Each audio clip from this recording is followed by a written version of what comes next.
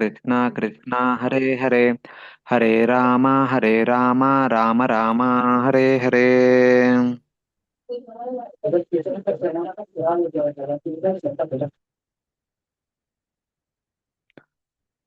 Hare Krishna. Welcome to all the devotees to our weekly Bhagavatam study. So, until last class, we have discussed about the divine appearance of Lord Vrushabhadeva and then the divine disappearance of Lord Vrushabhadeva's father Nabi and then Vrushabhadeva's ruling and how he took care of the people, the citizens, like his own children, and then his marriage, his kids, his 100 sons, and what they became, who they became eventually. Out of 100, 81 became Brahmanas, 9 became Navayogendras, 10 became Kshatriyas. Of the 10, Bharata was the best. He was the monarch. And then, after ruling for sufficient amount of time, then Rushabhadev wanted to renounce. So before renouncing, along with his sons, he traveled throughout the length and breadth of the entire kingdom. Then finally came to Brahmavarta. There they are organized a satra. In that satra, Lord Rishabdev is giving his final instructions unto his children, 100 sons. So we have seen very strong, very insightful instructions he gave, very meaningful, very important instructions to all of us. And then after he concluding, what does he do? Is explained in the remaining chapter and the next chapter. How did he continue his renounced order? How did he attain perfection? Of course, he is the Supreme Lord himself, but still, when he comes to the material world, he acts like us. He acts like one among others, and he also goes through the rules and regulations of this world. He also goes through the sadhanas that which he want to teach to us himself practices and then helps us understand. So those things we'll try to see today from chapter 5 and chapter 6. Yeah, someone please read translation text number 28.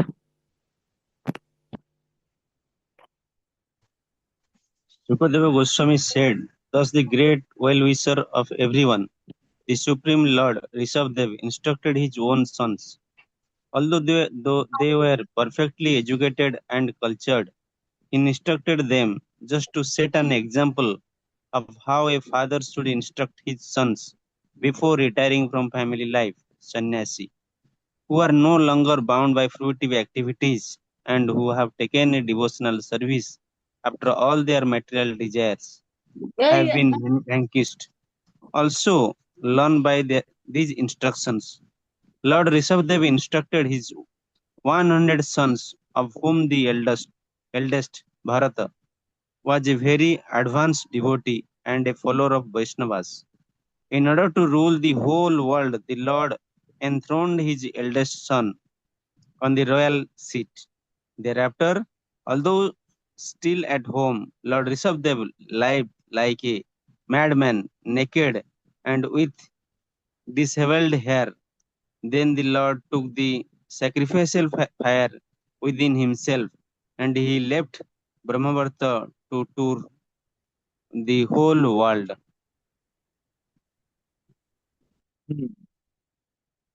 So this verse talks about how did he began his Vanaprastha journey after making his son Bharata as the ruler of the entire Bhumandala, his successor.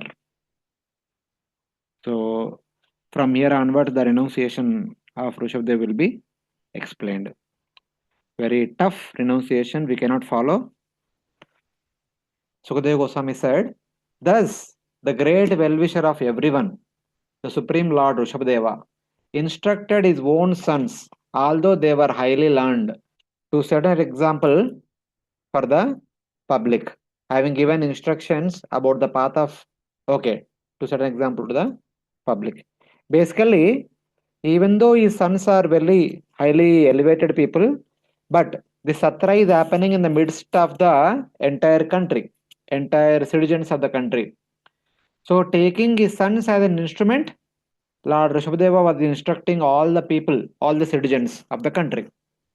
So that is expected. So whatever has been said from text number 1 to 25 are his instructions. And then, having thus given instructions about the path of jnana, path of vairagya, and the path of bhakti. Path of jnana means jnana yoga, path of vairagya means ashtanga yoga, and path of bhakti means bhakti yoga. For great sages who have become detached from material life and have given up material karmas, he enthroned the eldest among his sons, Bharata, the topmost devotee and servant of the Vaishnavas, to protect the earth. So, after thus giving instructions on Bhakti Yoga, Jnana Yoga, Ashtanga Yoga, he enthroned Bharata Maharaj as the next king. Because since he wanted to go to forest, he had to make a future king. So, Bharata Maharaj was enthroned as the future king. Accepting only bodily maintenance, even while remaining at home and acting like a madman, he then took the sacrificial fire within himself and walked about Brahmavarta, naked with disheveled hair. So, even though he had not yet entered into forest, like in the Vanaprastha or Sannyas ashram, we have four stages: Kutichaka, Bhavoda, Paramahamsa, and Parivrajaka. Like this, the different stages. Kutichaka is, even though after taking sannyasa for first few days, he will stay in the same village but outside the village in a small kuti. So every day he would go and beg from different homes of the village. Slowly, slowly we'll start practicing. And then eventually leave village and go to forest and go to different places, etc. etc. So just to become accustomed to the culture of that sannyasa or renounced order, the person will stay in the village and the outskirts in small kuti, and then continue to live by begging for few days. So same way, Rishabhadev also is still, he did not leave behind the city, but he started his activities. How? He took the sacrificial fire within himself. A householder supposed to perform yajna every day. Householders are supposed to be Nitya Agnihotris. Every day morning when they get up, they should perform small yajna without fail. The fire should never extinguish in the house of the aristocratic people, Brahmana, Kshatriya, and Vaishya. Traditionally, it used to be like that. That's why they are called as Nitya Agnihotris. Fire should never become extinguished. But now he should not lit fire. So he has taken that fire inside his body. That means the quench for self-realization should never extinguish. The tapasya for purification should never extinguish. That is the meaning. So he has taken fire within himself. So he will not use fire outside. That means, and he walked over the Brahmavarta, the capital city of his kingdom, naked with disheveled hair. So this is a process which he wanted to teach to people. So he himself is practicing and has thus he is going to teach.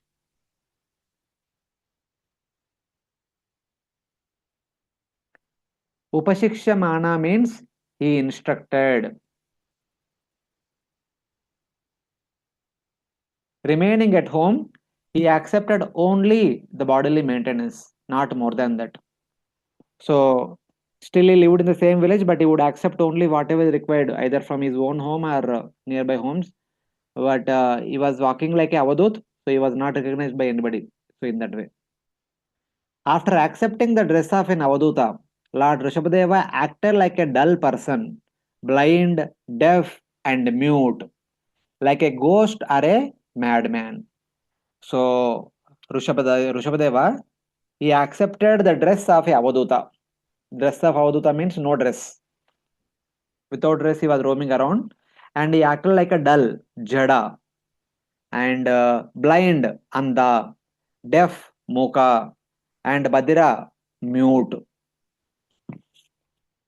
So he acting like a dull person, blind person, deaf and mute person. He cannot hear, he cannot speak, he cannot see, and he cannot understand.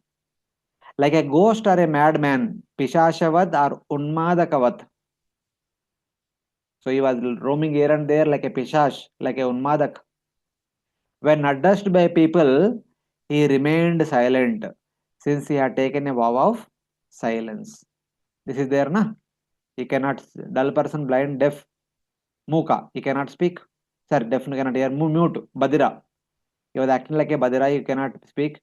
So he is following the Mauna Vrata. So that's why, even though people would criticize him with ill names, he would never respond.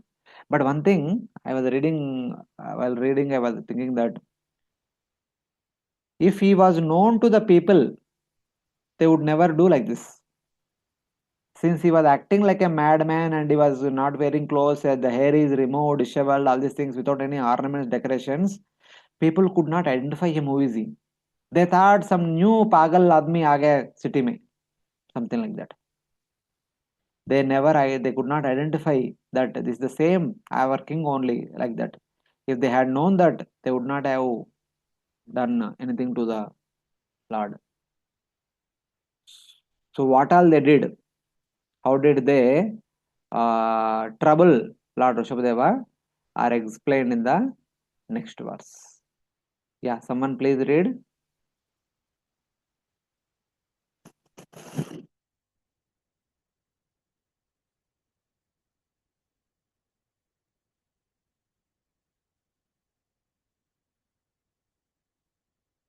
Hare Krishna, someone can read translation. After feature of Avaduta, a great saintly person without material cares, Lord Rishabhadev passed through human society like a blind, deaf, and dumb man, an idle stone, a ghost, or a madman. Although people called him such names, he remained silent but did not speak to anyone. Hare Krishna. Next verse, Mataji. Oh, Palli already. Okay, sorry. No problem. Rishabhadev began to tour through cities, villages, mines, countrysides, valleys, gardens, military camps, cow pens, the homes of cowherd men, transient hotels, hills, forests, and hermitages. Wherever he traveled, all bad elements surrounded him, just as flies surround the body of an elephant coming from a forest. He was always being threatened, beaten, urinated upon, and spat upon. Sometimes people threw stones, stool, and dust at him, and sometimes people passed foul air before him. Thus, people called him many bad names and gave him a great deal of trouble, but he did not care about this, for he understood that the body is simply meant for such an end. He was situated on the spiritual platform, and being in his spiritual glory, he did not care for all these material insults. In other words, he completely understood that matter and spirit are separate, and he had no bodily conception. Thus, without being angry at anyone, he walked through the whole world alone. Hare Krishna. Mm. So, first, after entering into renounced order, he stayed in his own town only for few days. While staying in his own town, he roamed around, clothless, as if a blind, deaf, and Badira, Muka, Tabda, and like Unmadavat.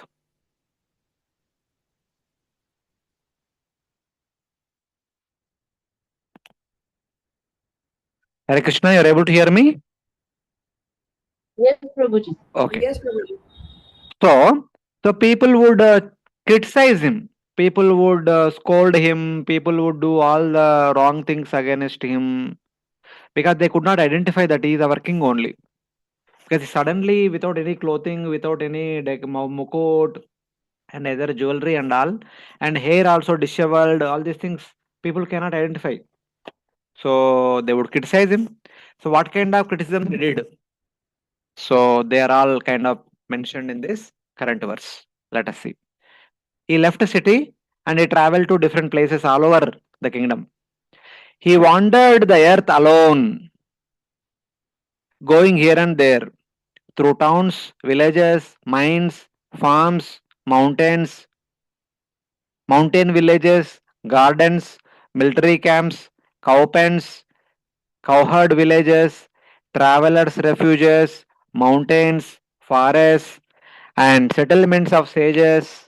Um, he remained indifferent like an elephant surrounded by flies, though he was humiliated by the insults, scoldings, and beatings of low class people who sometimes urinated on him, spat on him, threw stones, stool, or dust on him, or passed foul air on him. As he was traveling to different places, what are all the different places he traveled is mentioned here. While he was passing through some villages or cities, people were abusing him left and right. Because the problem is he was walking naked. So they would think him as madman and they would do all nice things with that mad person. So thinking like that. He was not afflicted since he did not identify with me or mine, and was situated in his spiritual body. Understanding that his body composed of the universe was temporary though real, while distinguishing the functions of the spiritual and material energies. So he was trying to show to a particular class of people how to practice this kind of vairagya. This is the top class vairagya. When people say a small thing only we can't tolerate, then what all he has to travel it. But this is required in order to develop vairagya because this world is a place of dualities. One cannot expect everything to be fair in this world. So, in spite of being living in the dualities, one should not get affected by the dualities. That is what Lord Vrushabhadeva is trying to teach here. So, different places he was traveling, their meanings are explained. Pura means city. Grama means a town without market. Akara means mine. Keta is a farm community. Karvata is a village on a mountain slope. Vata is flower garden. Shiviram is military camp. Vraja is a place for cows. Gosha is a cowherd village. Vraja is Vrajabhumi, etc. So Sartha, Gosha is like Nandagaon. So Gosha eventually became Gaon. So in that way. So Sartha is a gathering place of travelers. Ashrama is a village of sages. The lowest of men scolded him to create fear in him, beat him, urinated on him, hmm, and spat felgum on him because he was clothless. He was not wearing any clothes. The hair is spread all over. He was behaving like a mad person. So people would play with him, something like that. They threw stones, stool, and dust on him and passed foul air on him. Humiliated in this way, he tolerated it all because he did not identify with the body, which is a temporary situation, though it is called real. This is Srila Swami's explanation. Even though he was humiliated in all these ways, he was not at all disturbed by it because he knew they are humiliating this body which they are able to see, not the soul which they cannot see. But I am not this body. I am the spirit soul. Spirit soul is beyond the dualities of this material world. Praise or insult. So like that.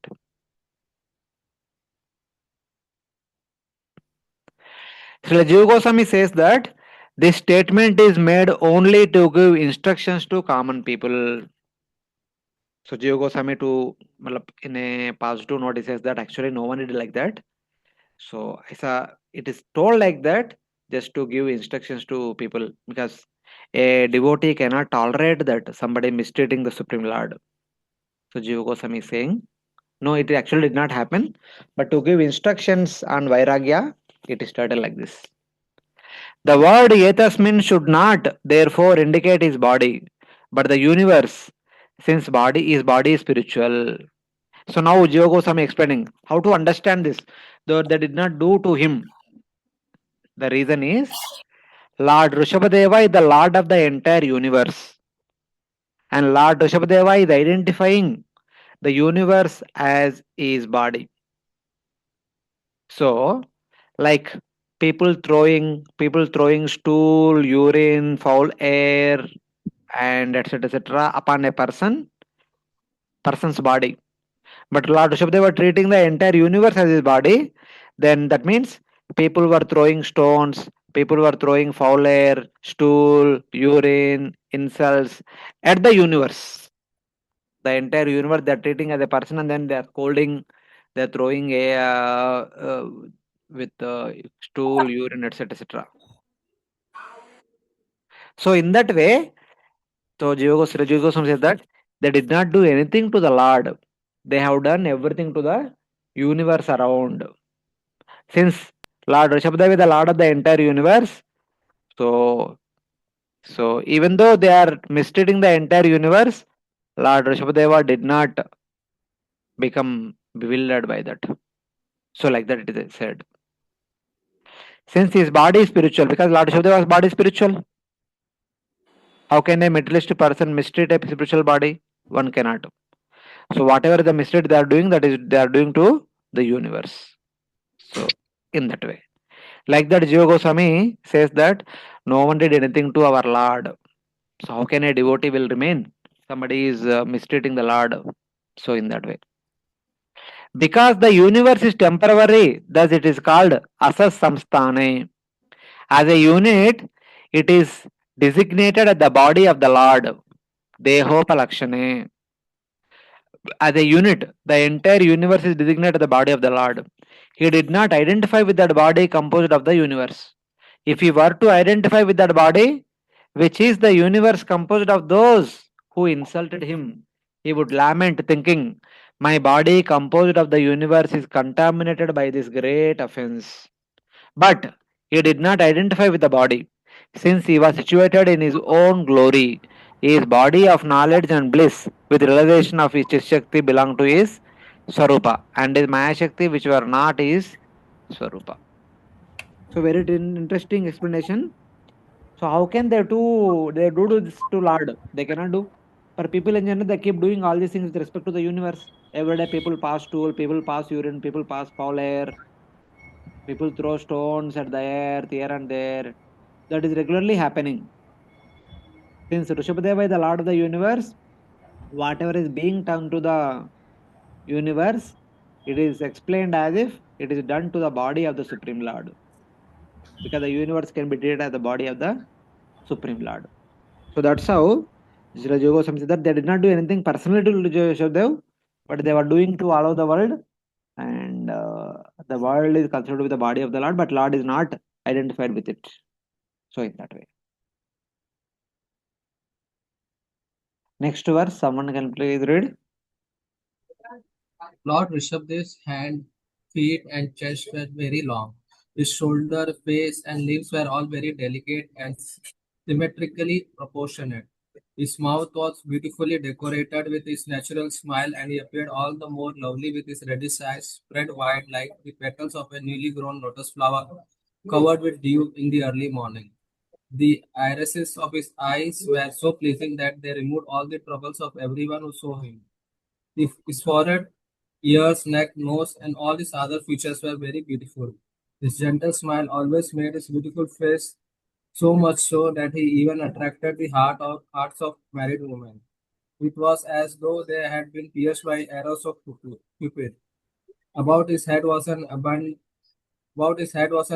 of curly, matted brown hair. His hair was disheveled because his body was dirty and not taken care of. He appeared as if he were haunted by a ghost. Then his transcendental bodily features are explained. His tender hands and feet, his chest, long arms, shoulders, neck, face, and other limbs were well placed. His face had a natural smile and natural beauty. He had beautiful eyes like new lotus petals, reddish with cooling pupils. His forehead, neck, ears, and nose had intense beauty. He awakened love in the minds of the city women with his joyful face with a deep smile. He had abundant brown matted hair falling all around. Since his body was neglected and covered with dirt, he appeared to be haunted. He was not haunted, but he was appearing to be haunted. So this is the original description of Lord Rushabhadev. The previous one is the description of Lord Rushabhadev's external understanding, identifying with the universe. Something like that Acharya has hinted. Shastra means extreme. He had an extremely attractive forehead. Sadrusha.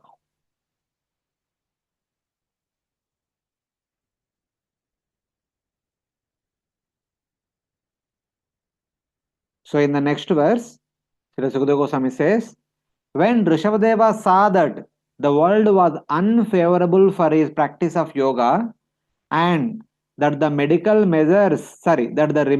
measures of the materialists were disgusting, he took the vow of a python and remained in one place, sleeping, eating, drinking, chewing, urinating, and passing stool there.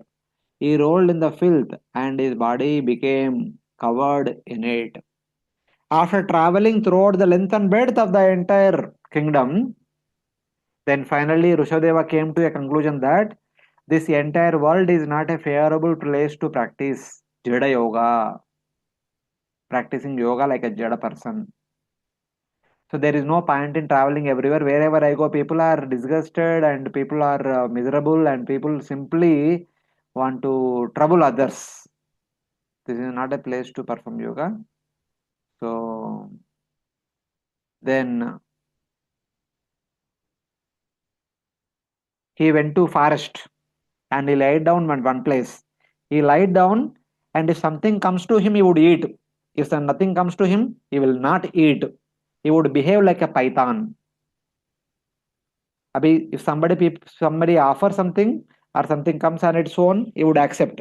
Otherwise, he would fast.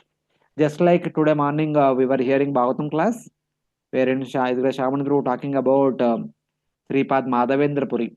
He also took the vow of Ajagara Vritti. Ajagara Vritti also called as Ayachata Vritti. Ayachata Vritti means they will never beg from anybody. They would sit at one place or they would travel. And the way if somebody see them and out of compassion they want to offer something to this person, he would accept. Otherwise he will not. Otherwise he will fast till the next person when he would come, when he would offer.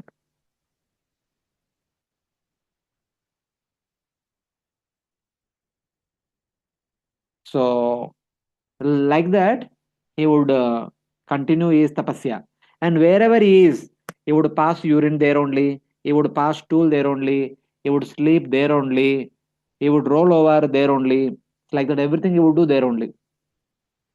He saw that the world was not favorable to his yoga because of disturbances caused by hunger, thirst, and people's outrage. The word iva, it appeared to be so, it used because nothing is unfavorable for the advanced yogi.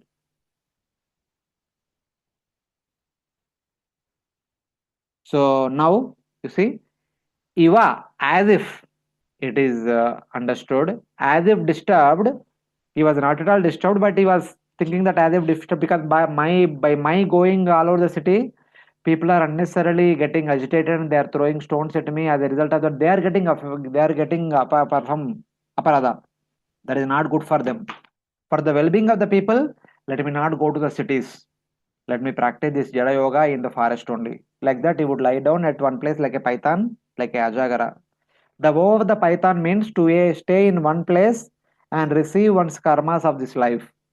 Since he would stay in one place, he would not become an outrage to people.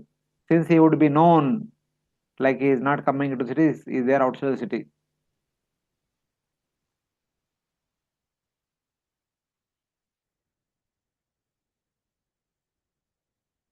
Then, rolling in the urine and stool, parts of his body became covered with urine and stool. So, in that way. Then, the wind, fragrant from the smell of his stool, made the place fragrant for 10 yojanas around. Even though he was lying down at one place, eating whatever is coming on its own accord, and he was passing the stool and urine, and he was sleeping there only, rolling down upon that, somebody may think that, hey, he is passing a stool there only and sleeping there only, does he not smell bad?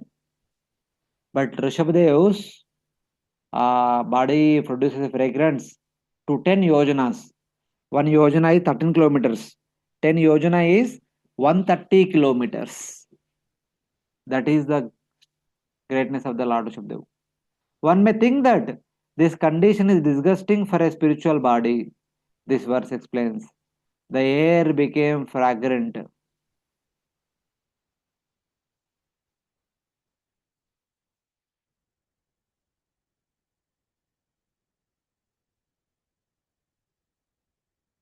While moving, standing, sitting, or lying down, acting like the cow, like a deer, like a crow, and displaying this nature to people who were similar to crows and animals, he drank, ate, and urinated.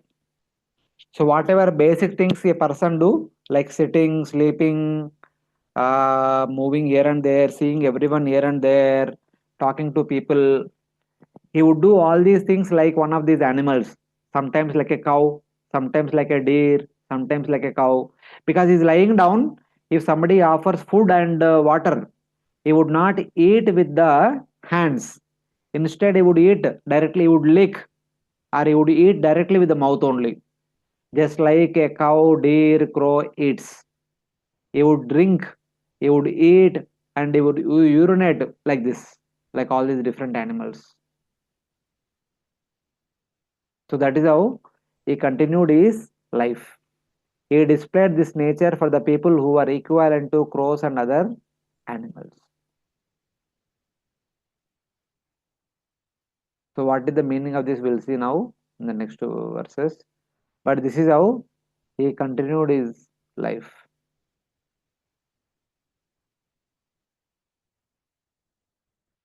Now, the most important one. Yeah, please read someone translation of the 35th verse. O King Parikshit, just to show all the yogis the mystic processes, Lord Rishabdev, the plenary expansion of Lord Krishna, performed wonderful activities. Actually, he was the master of liberation and was fully absorbed in transcendental bliss, which is increased a thousandfold. Lord Krishna, Vasudev, the son of Vasudev, is the original source of Lord Rishabdev. There is no difference in their constitution, and consequently, Lord Rishabdev awakened the loving symptoms of crying, laughing, and shivering. He was always absorbed in transcendental love. Due to this, all mystic powers automatically approach him, such as the ability to travel in outer space at the speed of mind, to appear and disappear, to enter the bodies of others, and to see things far, far away. Although he could do all this, he did not exercise these powers.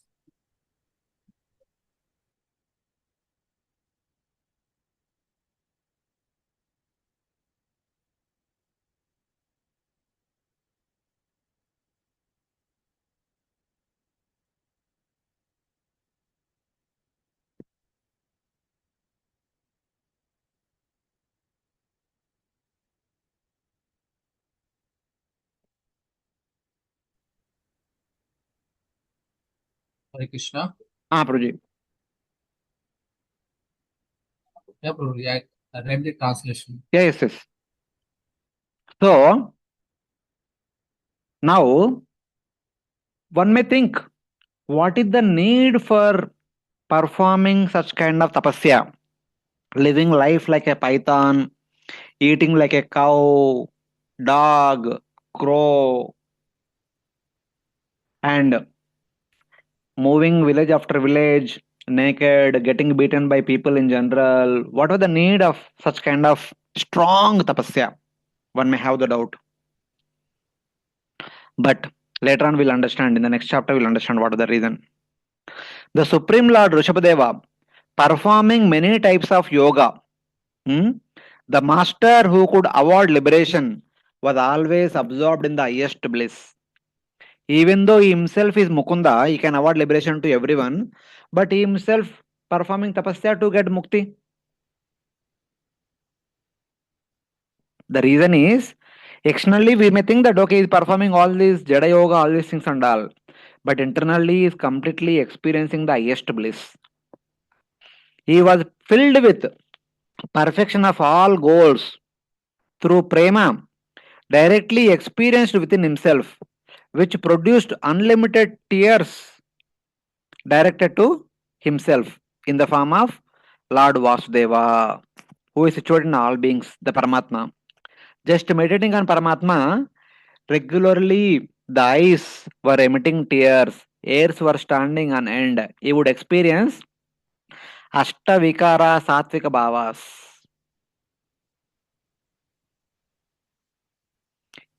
Internally, he was always in bliss. Externally, what's happening, he was not at all aware of. So, like that, he was spending his time. O king, thus he did not welcome in his mind the mystic powers, such as flying in the sky, moving at the speed of the mind, the ability to disappear, entering others' bodies, or seeing at a great distance, which suddenly appeared of their own accord within him. So, because he performed so much tapasya, the Ashtasiddhis were at his disposal. He could do anything with those Ashtasiddhis, but he did not use even one Siddhi also. He completely remained indifferent to all these Ashtasiddhis, because any person who ever performs such a strong tapasya definitely blessed with Ashtasiddhis. Same thing happened to him also. Kaivalyapati means that he gave merging in Brahman to others out of his mercy. So he can award Sahajya Mukti to one and all. One should consider that these pastimes are a meditation for teaching yogis. Whatever Lord is doing, he is not doing for himself. He is anyway Lord only. Why does he know to do all these things? But apne acharati prabhu sabashikaila. By practicing oneself, the teacher teaches everyone. So that's why he is following, so that future people will see him and follow in his footsteps. That was the reason. They are not to be imitated. We cannot imitate. Though Lord Vrushabha was the Supreme Lord, he developed prema for Lord Vasudeva, the son of Vasudeva, since Lord Vasudeva is the most worthy of worship among all the avatars. Bhishma had said, O king, Lord Shiva, Narada, sages of the heaven, Devarshis, and Lord Kapila, who is directly the Lord, know the most secret anubhavas of Krishna, though not his intentions. No one knows the intentions of the Supreme Lord. The concept of many Supreme Lords is rejected, and thus the word Atmani is used in reference to Vasudeva. So, he is meditating on himself, but himself means which form of himself? The form of Vasudeva, the son of Vasudeva, is the most dearmost lovable object. So, Lord Vrushabhadeva was constantly meditating upon Lord Vasudeva. As a result of that, his eyes are filled with tears. He was filled with prema, which produced unlimited tears, complete with all results, directly manifested in himself, directed to Lord Vasudeva, who is non-different from himself, being is Amshi. Lord Vasudeva is Amshi, Lord Vrushabhadeva is Amsha. So Amsha is meditating upon the Amshi, even though they are one, and by the Amsha is meditating upon Amshi, as a result of that is experiencing intense bliss. Vayasa means having the ability to fly in the sky. Manojava means moving his body as fast as the mind could. Dura Grahana means seeing things far away. So these are different siddhis, Ashtasiddhis. So all those siddhis were at his disposal, but he did not use even one siddhi also. So that is the greatness of the Lord. That much self-control the Supreme Lord has. So that's why he did not use any of these Ashtasiddhis. So in this way, this chapter completes. In the next chapter, we'll understand that why he was doing all these different astars, different tapasya, for whose sake. So now Mrs. this came and he could have utilized and then he could have lived nicely. Why he did not utilize? Now in this chapter, one important point is mentioned that like that whenever we do something, we get lot of name, fame, prestige, opulences. If we run after them, we lose bhakti. But if we want bhakti, we should keep them aside. Something like that. To that extent, to that effect, the next chapter will start with and then complete the renunciation of Vrushabhadeva. So any questions till now from chapter 5? Hare Krishna. Hare Krishna, Prabhuji. Yes, Mataji. Prabhuji, I didn't understand. In the 28th verse, Mm. then the Lord took the sacrificial fire within himself and he left Brahmavarta to pour the whole world.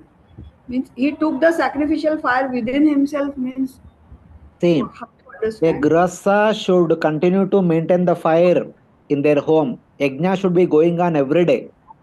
The Hmm. fire should never extinguish. But what was Right. the purpose of yajna? To satisfy Vishnu, Lord Vishnu. Okay. And other purpose? For the Means, self purification. For the self purification. hmm. The yajna indirectly indicates that nothing belongs to me, everything belongs to the Lord. That is the symbol of the yajna. So every day when we do yajna, which we are reminded that nothing belongs to me, everything belongs to Lord. It is a process of spiritual progress, process of purification. So now, after entering into renounced order, he cannot do yajna. Okay. Yeah, yeah. But the motive should be there always.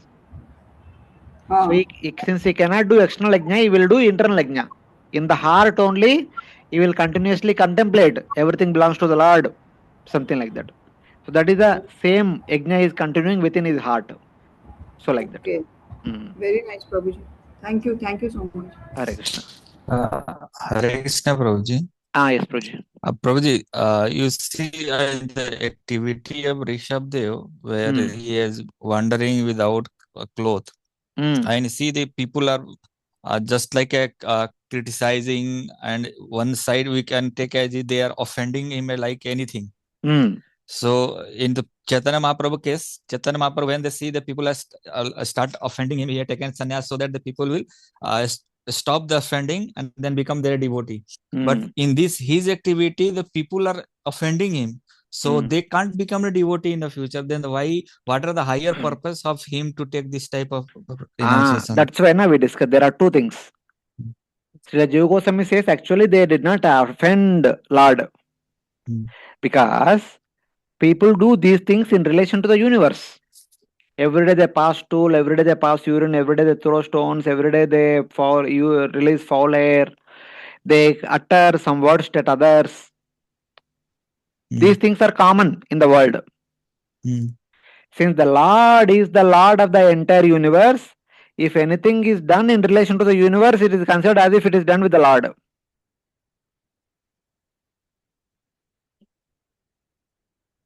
See, for example, you have a vehicle and in your presence nobody may say anything, but when you are absent, the vehicle is there and lying on the roadside, others people may come and they say that this is ganda vehicle, ye kaisa vehicle. I mean, they may do lot of criticism.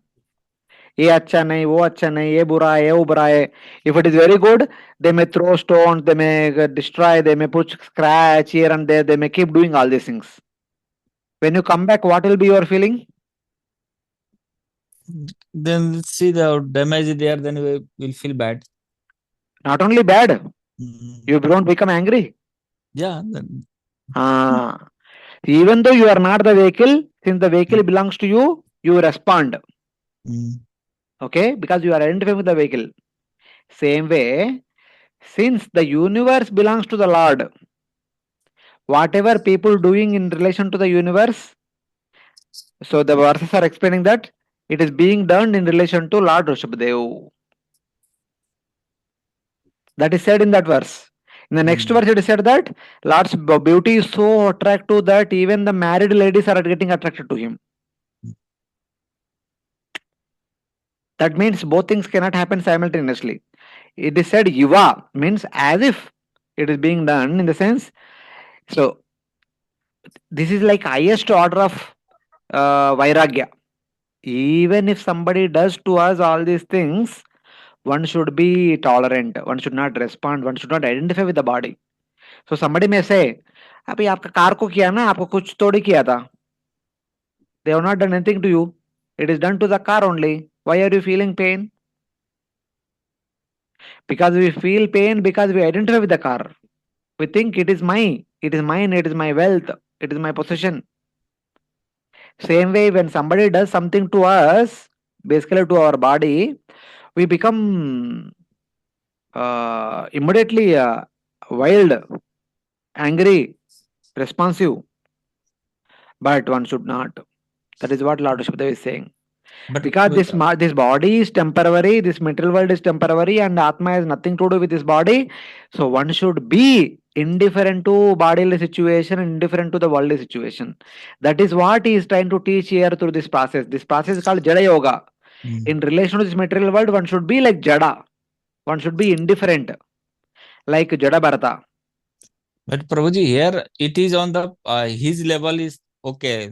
Means as a sannyasi, he are teaching a sannyasi should do like that. But the other people who are offending him, so that is the not good for the, because they are offending it to a Mahabhagavatam, and then this person will never But they get. don't know, na. They don't know. They don't know that the Lord is Mahabhagavatam. They are only seeing him as a madman. So, in that way, see, it is not offense. It may be a sin. Because you don't know, na. Unknowingly you are doing because when somebody comes in the midst of you like without clothes, you also respond. So in that way we have to see. Okay, please.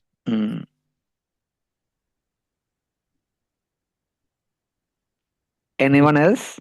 Krishna. Hare Krishna. Lord Rishabdev is a Vishnu Tattva, right? Yes. But still he is attracted to the form of Vasudeva. This means that even within Vishnu Tattva they perform bhakti to the higher form of Bhagavan. Apne acharati Prabhu sapashikaila. Who is Chaitanya Mahaprabhu? Swayam Bhagavan. But he is also practicing bhakti. Same.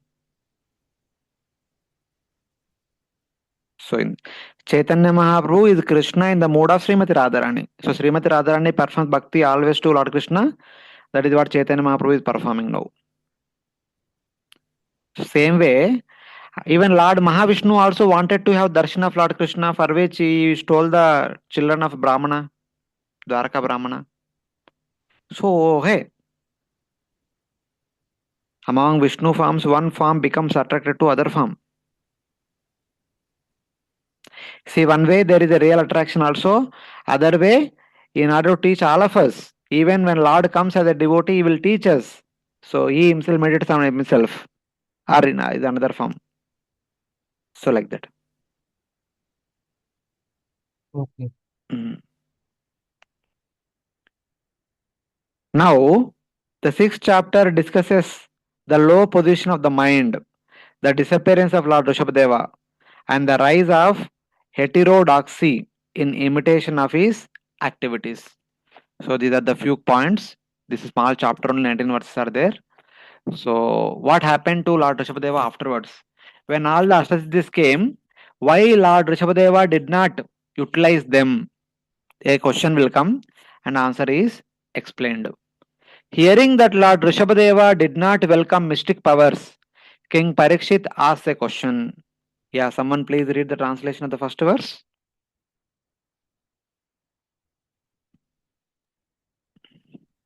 King Parikshit asked Sukdev Goswami, "My dear Lord, for those who are completely pure in heart, knowledge is attained by the practice of Bhakti Yoga and attachment for fruity activities completely burned to ashes. For such people, the powers of mystic yoga automatically arise. They do not cause distress. Why then did Rishabdev neglect them?" So here, Parikshit Maharaj is asking, "Oh Lord, for Atma Ramas, you have burned up the seeds of karma by knowledge produced through yoga.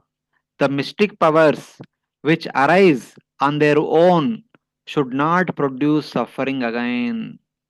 Abhi, why Lord is doing all this so much tough austerities? Mystic powers are there, na? Live normally. Like that one may ask. So that is the question. Oh great soul, for the Atma Ramas, you have burnt up the seeds of karma by knowledge arising from best yoga. The mystic power should not be harmful, since enjoyment which arises suddenly is not harmful. Now he's already self-realized, he's already experienced Ashtasattva Bhavas, everything is there. Now he can use mystic powers. So he is already completely self-controlled. He will not be disturbed by the mystic powers. Why he is not using? Like that, it is being asked. Now Sukadeva Goswami responds. My dear king, you have spoken correctly. But in this world, intelligent people do not at all put faith in the unsteady mind, which is like a degraded, cunning person. The great souls will never put faith on the mind because mind is chanchal. Huh? They treat mind as a degraded, cunning person. So that's why they never put faith upon mind. So mind can take them away anywhere. You have spoken correctly. The mystic powers would not give problems for Atmaramas. That is true. But however, the Atmaramas never put faith on the mind. Why? The mind at every moment takes on a new condition. Becoming pure, the mind immediately becomes impure. One moment the mind does sattvic vichar, the next moment mind thinks about some sinful activity. So mind is completely unsteady. One cannot have complete faith on the mind. The degraded cunning person, after showing friendship, kills the trusting person after robbing him. So cunning person comes in our life as a friend. Seeing a good opportunity, he will kill us and take away everything. So same way, after showing its purity with power, not to be influenced by lust and anger, one day the mind makes the sadhaka who has become lax in effort to fall down by a sudden appearance of lust and anger. Initially the mind behaves, I am very sattvic, I am self-controlled, completely controlled. But suddenly seeing a good opportunity, the mind will bring out the lust, kama, krodha, lobha, mada, moha, masara ityadi, all the anarthas will suddenly come out. That's why a great person will never put faith on the mind. Though the low-born person constantly studies the dharma and shows good character and is trusted even in the treasury, he sometimes commits theft since his nature is difficult to give up. The mind, even though it may become trustworthy, but its inherent nature cannot be taken away. Finding a good moment, the mind shows its real face. Similarly, though one trusts the mind, which has been purified by sense control and mind control and has become fixed in hearing and meditation, the uncontrolled mind becomes absorbed in sole object when given the opportunity and takes away the discriminating knowledge. When there is opportunity, the mind will drive away the senses and discriminating knowledge. Even though one may be having lot of knowledge, like Ajamila, he was Shruta, Sheila, Sampanna, Gunavan. He was like perfect Brahmana filled with all the education, knowledge, everything, self-control, everything. Dhruta, Sheila, Vrata, everything is there, good behaved, serving the elders and all. But just he saw one lady embraced by another man, his mind attracted to her. That's why they will never ever trust the mind, the great souls.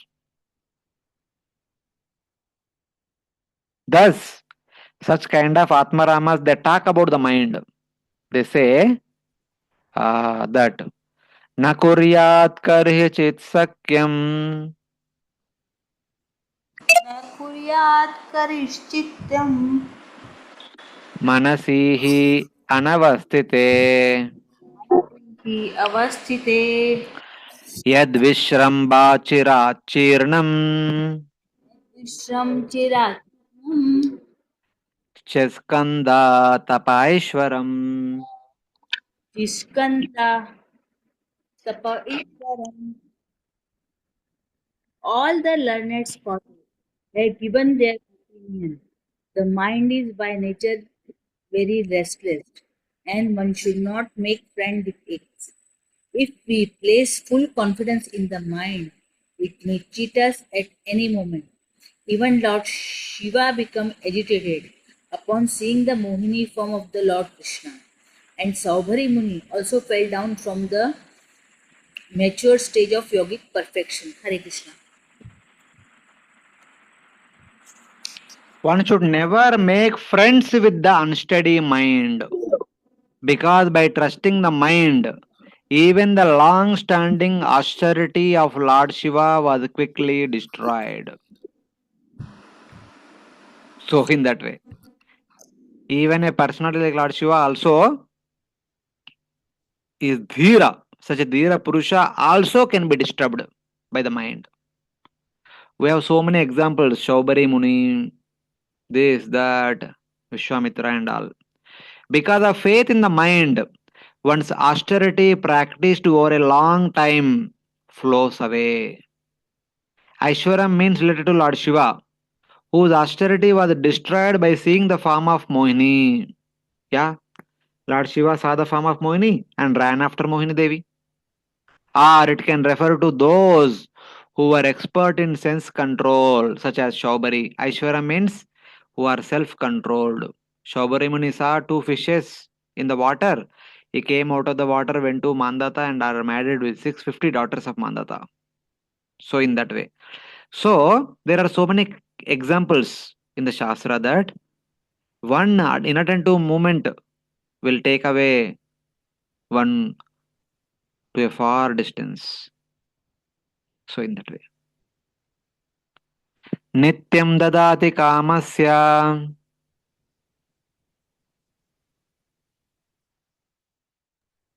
नित्यं ददाति कामस्य छिद्रं तम् अनुयेरव छिद्रं तम् अनुयेरया योगिना कृतमैत्रस्य योगिना कृतं मैत्रस्य पत्युर्जायेव पुंशली.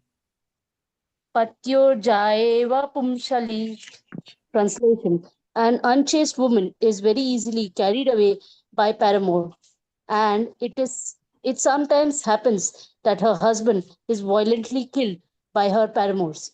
If the yogi gives his mind a chance and does not restrain it, his mind will give facility to enemies like lust, anger, and greed, and they will doubtlessly kill the yogi. Somebody may say, you are talking too much about the mind, you are unnecessarily exaggerating. No, Baba, it is not exaggeration. See what mind can do, what potency the mind has. The mind of the yogi who trusts it gives opportunity to lust and its followers anger and greed, just as the trusting husband's loose wife gives opportunity to her lover. What do you mean by that? The reason is explained now. The mind of the trusting yogi gives an opportunity to kama, krodha, lobha, mada, moha, matsara, etc., which are the true enemies. So when the mind becomes lax, kama, krodha, lobha, mada, moha, matsara, like these anarthas will manifest in the heart of a sadhaka. Just as the prostitute trusted by her husband gives opportunity to her lover and has her husband killed, the mind takes the yogi fall from his position by lust and other desires. So it is said that a woman who became attracted to other men for the sake of continuing to be with other men, she instigates other men to kill her husband so that they can enjoy everlastingly. Same way, when we trust the mind has so many paramours: kama, krodha, lobha, mada, moha, masara. These are the paramours. So when we trust too much the mind, but mind want to enjoy with the other paramours, the mind will tell the paramours, attack my husband. So in that way.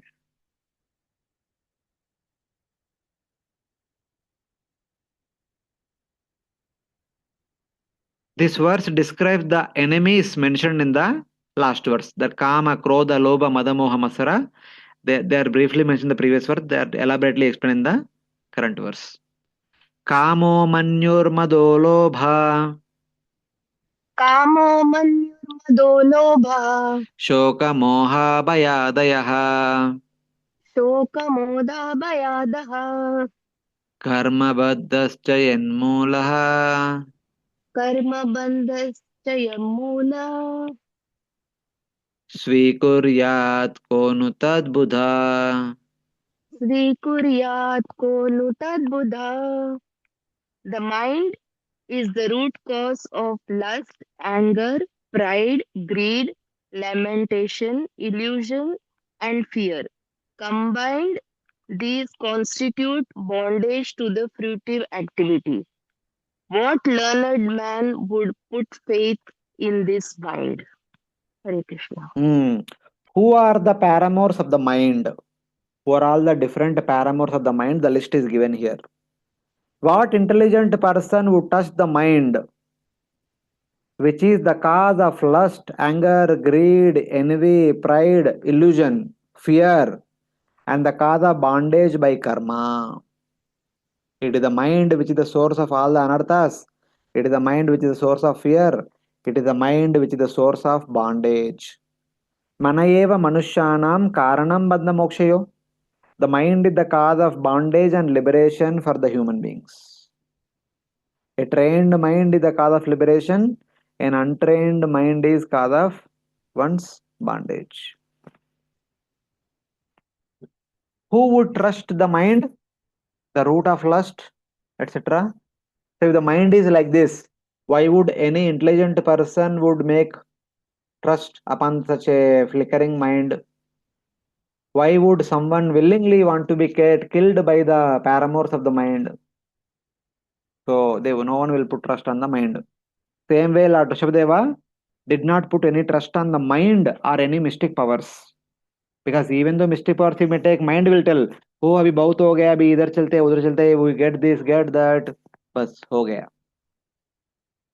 So that's why Lord did not take any of these mystic powers.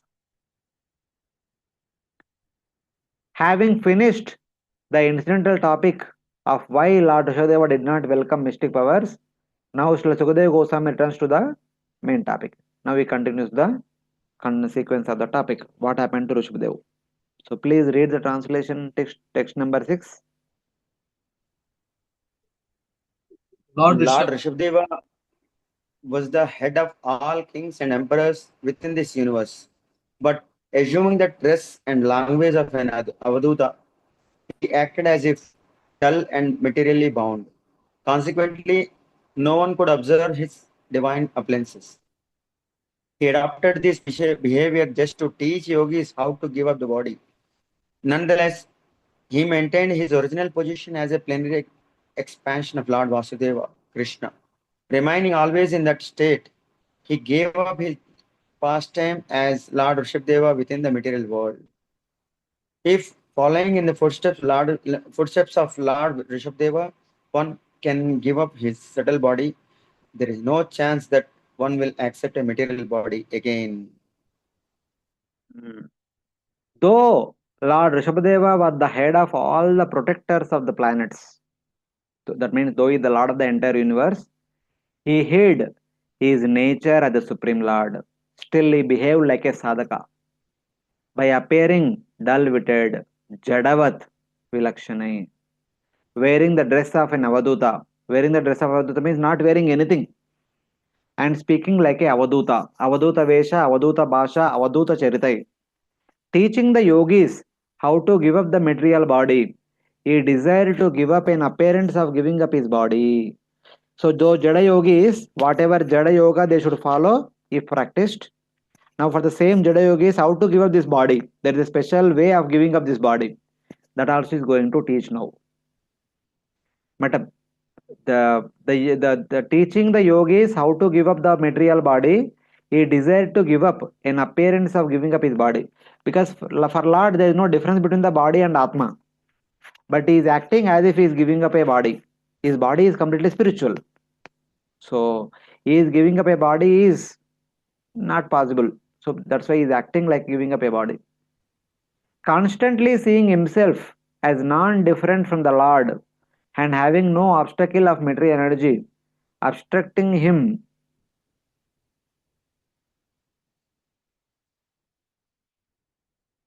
imitating the Avaduta, he entered his pastimes on, sorry, he ended his pastimes on the earth. So basically, he was always, sorry, he was always meditating upon himself, or Lord Vasudeva, and he personally has no obstacles. Maya does not touch him, Maya does not obstruct him, but whatever it is, imitating like a Avaduta in order to teach to the people of this world, he ended his pastimes on the earth. How did he ended? Will come in the next verse. He taught how to give up the body. Hare Krishna. Mataji, wait. He taught how to give up the body by imitating giving up the body because his body is spiritual. He always saw himself as non different from Paramatma without the obstacle of a material body. Imitating the conduct of an Avaduta, he gave up his pastimes as an avatara. Desiring to give up his body means that he desired to give up the manifestation of his body in this world. This meaning will be evident in the next verse. So basically, he wanted to wind up his pastimes, but to the people of this world, he wanted to teach how to give up one's body as a Jada yogi. When you practice Jada yoga, there is a different way of giving up the body that he want to teach to all of us. Yes, Mataji. हरे कृष्ण प्रभु जी जड़ योगी भी है अगर वो तो he is also human being ना is in human form only तो हम तो शरीर जैसे छोड़ते हैं वैसे ही छोड़ेंगे तो what is different in that Let us see. और जड़ योग यानी प्रभु जी मुख के बहरे जैसे जो जड़ भरत है उस टाइप का ना मटेरियल नेचर से कुछ उनको लेना देना नहीं है दैट इज जड़ योगा ना Whatever we read in the previous verses, that is Jada yoga. Without wearing clothes, traveling everywhere, and being insulted by everyone, also he remains indifferent to it, behaves like a madman. So in that way, that is Jada yoga. And also finally, like lying down like a python and eating like a dog or cow, passing stool and urine there itself and lying down there only. So in that way, that is Jada yoga. Present युग में ऐसे जड़ योग कोई follow करता है क्या अभी वो वेट करो, wait, let us discuss. What he is doing now, we are discussing why he did, for whom it is meant, and all. Like last week also Prabhuji asked the same question. We will discuss. The entire chapter is about that only. Hare Krishna, Prabhu. Yes, Prabhuji. Prabhuji, regarding the mind, like we hear that there are various stages of like there after anartha there is stage of ruchi, asakti, bhava. So up to which stage we are vulnerable? Sadhaka is vulnerable to the mind. Up to bhava.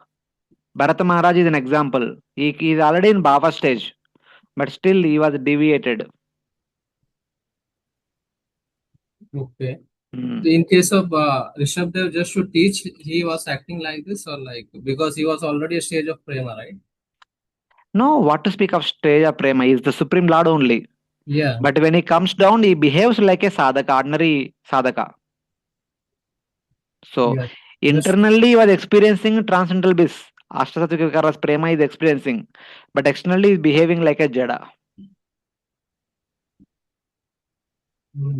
Okay.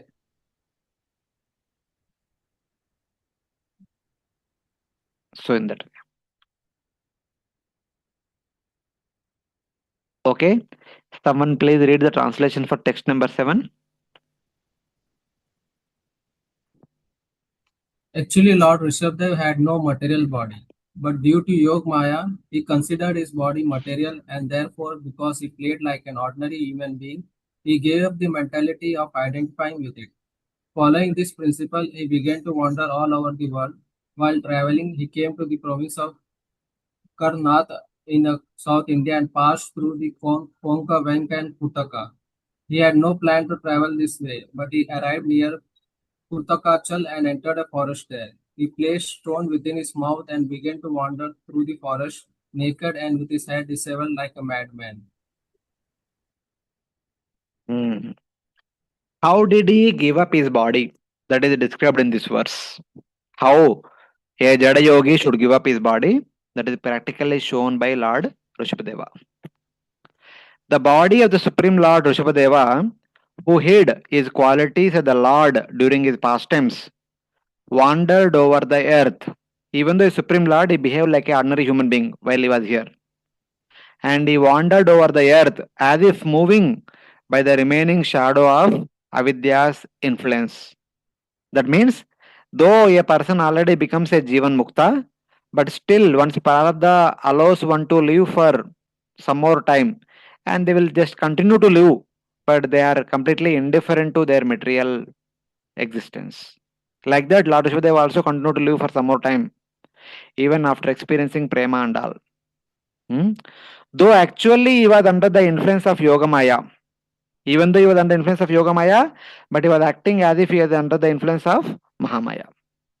Finally, reaching Konka, Venka and Kotaka in Karnataka state in South India. You can see how it is mentioned. Konka, Venka, Kotakan, Dakshina Karnatakan, Deshan, Upagataha. As he was traveling in the forests of Konka, Venka and Kotaka provinces, which is in Karnataka, by his own will, he came to Kotakachala. He came to Kotakachala Parvata. He moved like a madman, naked, with disheveled hair, and had a stone in his mouth. Because he was a dumb person, to indicate that a stone is there in the mouth. In Rupa Goswami, Sanatana Goswami's point of view, we see that they put a trona between their teeth, that is the indicative of humility. Same way here is keeping a stone in the mouth, indicative of muka, mute person. This verse describes how he gave up his body. Though he was the Lord, he gave up the characteristics of the Lord, or he had the characteristics of a liberated soul. Though he was the Supreme Lord, but he is behaving like a sadhaka and perfected sage. Just as the yogis move their body by the influence of previous impressions after they are liberated, like a finished part still moving on the potter's wheel. Lord Rishabhadeva, making appearance of identifying with a body, continue to exist by the impressions which are a reaction of avidya, like the Jivan Muktas. He is already perfected. Since his prarabdha indicates his body is supposed to stay for a certain number of years, it simply continues until then. Just like after part is made, still the wheel is revolving, the part also revolves. When the wheel becomes slower, we can separate the part from the potter's wheel. So like that. However, Lord Rishabhadeva was actually different. He existed by the influence of Yoga Maya, by the impressions of his desire to perform pastimes like an Avaduta. Even though he is under the supervision of Yoga Maya, but he is acting as if under supervision of Mahamaya and acting like a sadhaka and perfected Jivan Mukta. That is to teach lesson to all of us. Just as a small child puts anything that he receives in his mouth, Lord Rishabhadeva had a stone in his mouth. He was naked. It has mentioned that he disappeared. How did this happen? The next verse describes. So after putting a stone in the mouth, after arriving at Kutakachala mountain in Karnataka province, then what happened? How did he wind up his Leela? Here it is said, an intense forest fire created by the robbing of bamboos, agitated by the force of the wind, devouring everything, burned up the forest along with Lord Vrushabhadeva. So after he reached this Kutakachala forest, the Lord only instigated a forest fire. Even though it is said that forest fire happened on its own, it is happening by the will of the Supreme Lord. The entire forest was burnt to ashes.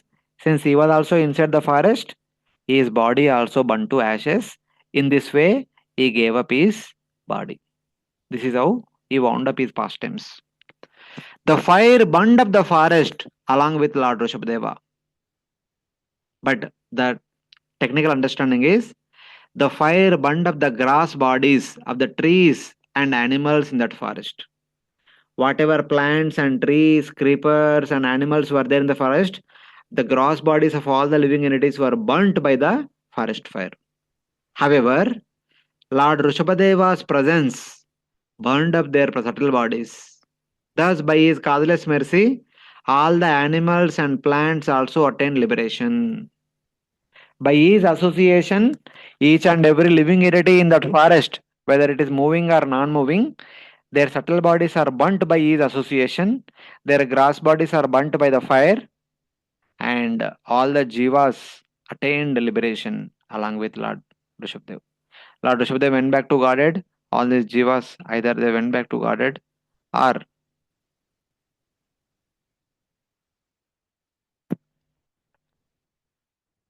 attained liberation.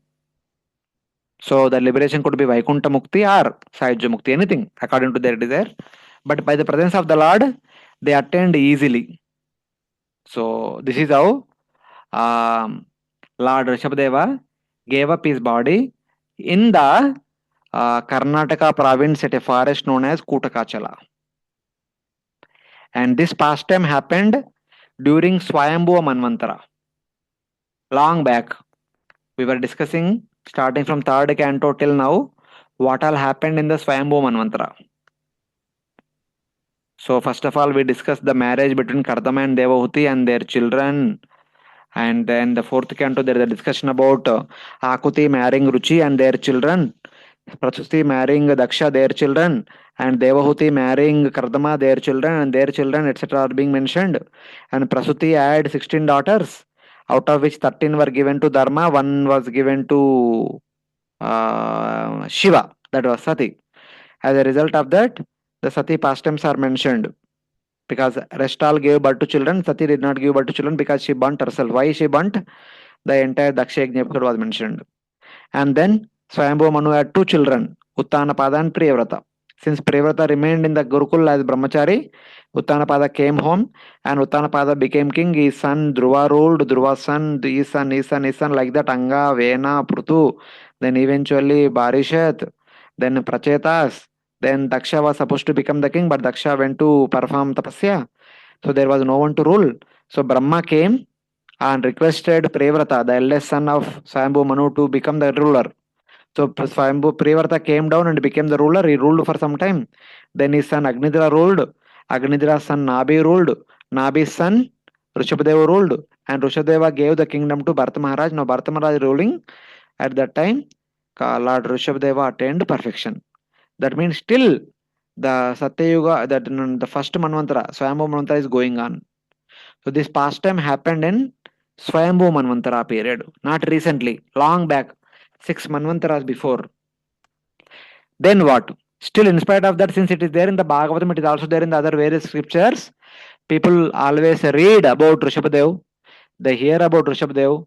By reading, by hearing, there is something happened recently. That is explained in the Bhagavatam. Prabhuji, Hare Krishna.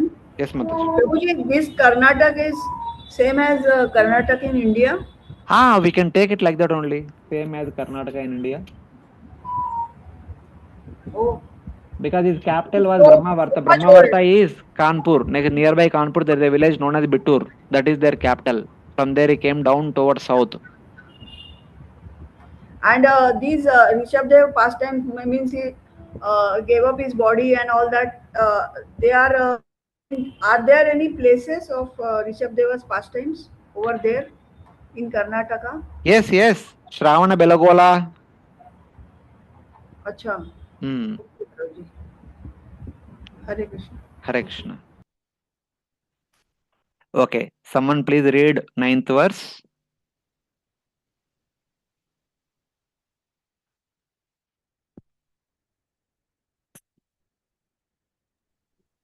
Sukhdev Goswami continued speaking to Maharaj Parikshit. My dear king, the king of Konga, Venka and Kutaka, whose name was heard of the activities of Rishabdev and imitating Rishabdev's principles, introduced a new system of religion.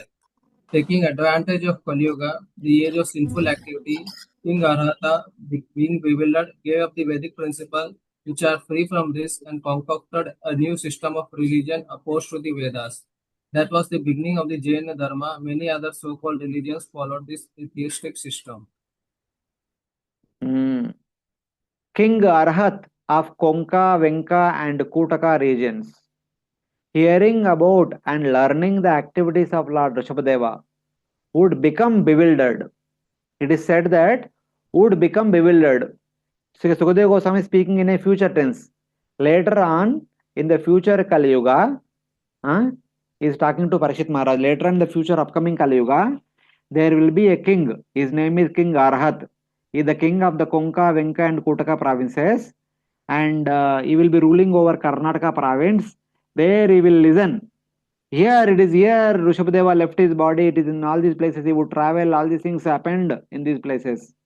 He would listen about Rushabhadeva and he would become bewildered. When adharma increased in Kali Yuga by the results of bad karma, so as Kali Yuga begins, as adharma increases slowly, hearing the wonderful pastimes of Lord Rushabhadeva and his departure and all, the king who is ruling around Kurakachala will become bewildered. So why, what do you mean by bewilderment and all, we'll see. Foolishly giving up his path of dharma, which destroys all dangers by his own mind, he propagated a deviant path which rejected the scriptures. Maybe since childhood, he must have been following some dharma, which is meant to purify one's existence, because he's a Kshatriya Parivar. So there are teachers who teach dharma, what to do, what not to do, everything. But eventually, when he became king, when he grown up, he heard about Rushabhadeva. By hearing about Vrushabhadeva, he was bewildered and he said, what is the use of all these scriptures? What is the use of all these rules and regulations? Give up everything. He rejected all the scriptures and he adopted a concocted path, following in the footsteps of Lord Vrushabhadeva. That is what happened. So, no one should take what you can personally, but this is mentioned in the Bhagavatam. We are just reading as it is. So, the jivas of Kali Yuga, looking in the external world, will get benefit by hearing and chanting the pastimes of Vrushabhadeva, but not by imitating his behavior. The Kali Yuga people should not imitate Lord Vrushabhadeva. What he did, that wearing no clothes, traveling everywhere, getting beaten, getting scolded by different people, and behaving like a python and eating like a dog, dog and cow, etc., crow, etc. Such kind of behavior, such kind of culture, such kind of lifestyle, one should not follow. One should not imitate. Because the problem is, Rishabhadev was able to follow all these things because his heart is meditating upon Lord Vasudeva and he was in intense bliss. He was not at all agitated by whatever happening is outside. People may criticize him, may beat him, all these things, but he was not at all disturbed because he was intensely experiencing bliss inside. But people like us cannot do that. We immediately become revolt, responsive for a small thing. So therefore, people of Kali Yuga should not imitate Lord Vrushabhadeva. That is not for our good. Because what's happening within his heart we cannot understand. And we cannot expect that same thing will happen to us. That is very tough. So Kali Yuga people cannot understand inside what is there. So they should not follow externally. Because the jivas in Kali Yuga are incapable of looking inward, they become fallen by becoming fixed in Vrushabhadeva's external conduct alone. A person called Arhat will be born in future. But even though it is not recommended for Kali Yuga people, but one Kali Yuga person, his name is Arhat, he will imitate the external conduct of Vrushabhadeva. Hearing of Vrushabhadeva through local scriptures, he thought he would also become similar by imitating Vrushabhadeva's actions. He learned about his activities in detail. When adharma would increase in Kali Yuga because of what would inevitably happen as a result of bad karma, Arhat became bewildered. So the understanding is, The same Bhagavatam 12th canto will say that starting from Mahapadmananda, the Kshatriya lineage is almost wiped out. Only Adharma will prevail. Mahapadmananda, his son is Dhanananda, and Dhanananda was the contemporary of Chandragupta Maurya. And Kautilya and Chandragupta Maurya were the contemporary of Dhanananda. Dhanananda's father was Mahapadmananda. Starting from Mahapadmananda, the dharma is completely disrupted in Kali Yuga. So during that time, the same time only, this Arhat became bewildered because already Adharma was prevailing all over, and he became bewildered and he became attached to the external conduct of the Vrushabhadeva rather than the teachings of Vrushabhadeva which he gave to his sons. So like that it is being mentioned. Then what did he do? By that system, bewildered by the Lord's Maya, the lowest of mankind, making their own rules which are devoid of clean conduct, will practice vows against scripture without bathing, without performing achmana, without following saucha, while plucking out their body hairs, and at the same time ignoring the Lord.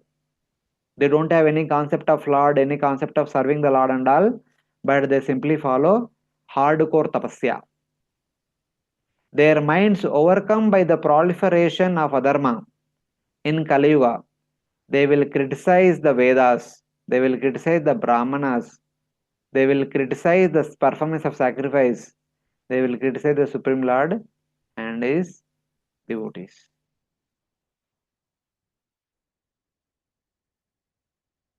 So this is what will happen starting from Arhat onwards. Like that, Sukadeva Goswami is foretelling in advance only what is going to happen in the future.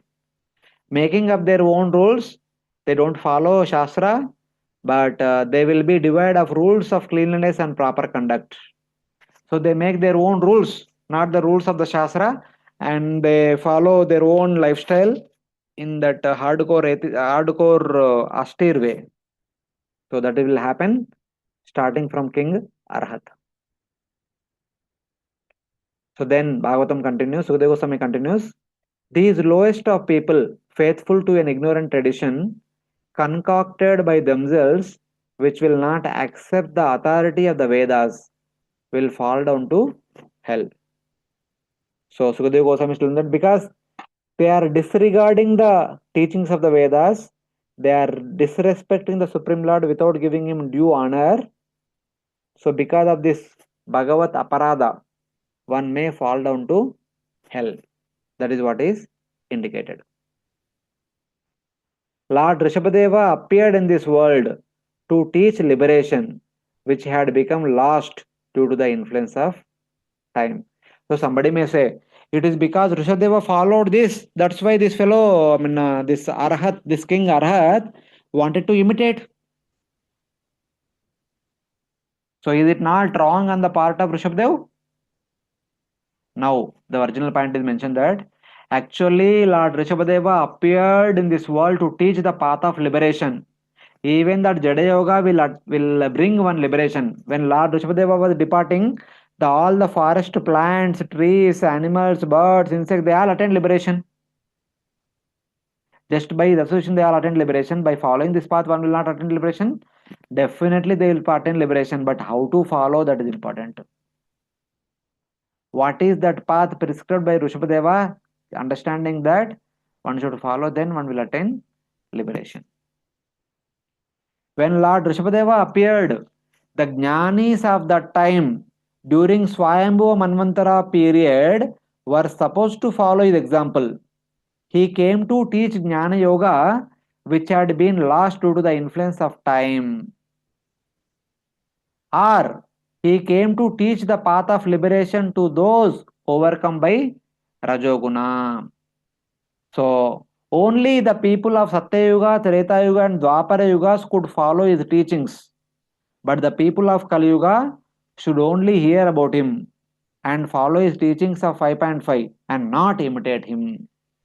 The previous Yuga people could understand what is inside, what is outside. so they can follow the example of Vrushabhadeva and attain perfection. Since Kali Yuga people does not have any qualification, what is the qualification to understand what is there inside the heart? They are only recommended to follow the teachings which Lord Vrushabhadeva taught in 5.5, and they should never ever make an attempt to imitate what Vrushabhadeva did in later part of chapter 5 and chapter 6 after he became renunciant. Because since we cannot understand what is there inside the heart of Vrushabhadeva, without understanding that, if you simply imitate external thing, we become frustrated. It's not good for us.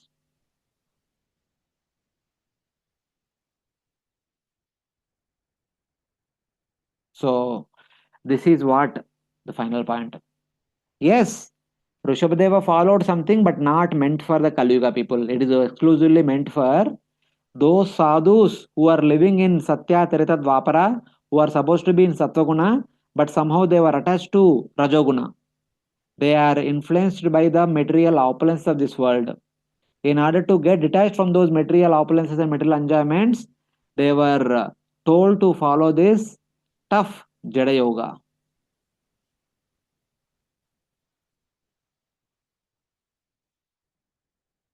So, like that. Hare Krishna.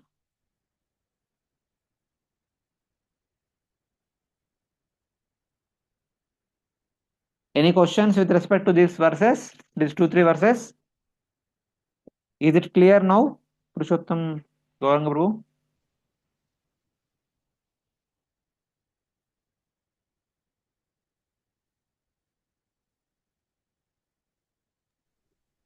Hare Krishna, Prabhuji. Yes, Prabhuji, yes. Yes, Prabhuji. So, Prabhuji, this pastime happened in the Swayambhu Manu. So it means that in every Chaturyuga, the people of Satya, Treta, and Dwapar, they can hear and they can understand the internal reasons of Rishabda, so they can also follow his examples. Yes. But Yuga people cannot follow. Right? Should not follow, not cannot. Should not follow. They should only hear and chant his pastimes. Yes.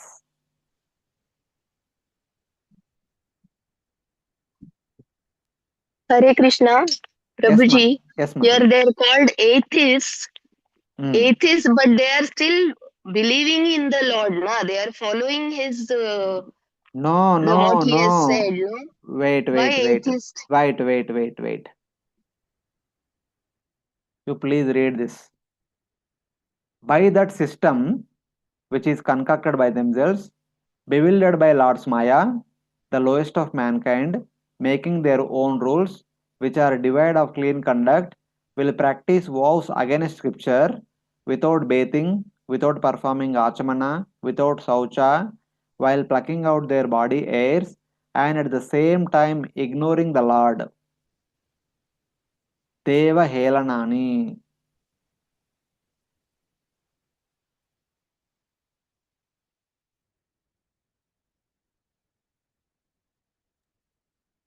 Okay, Prabhuji. Main, they are not actually believing in the Vedic scriptures and ignoring.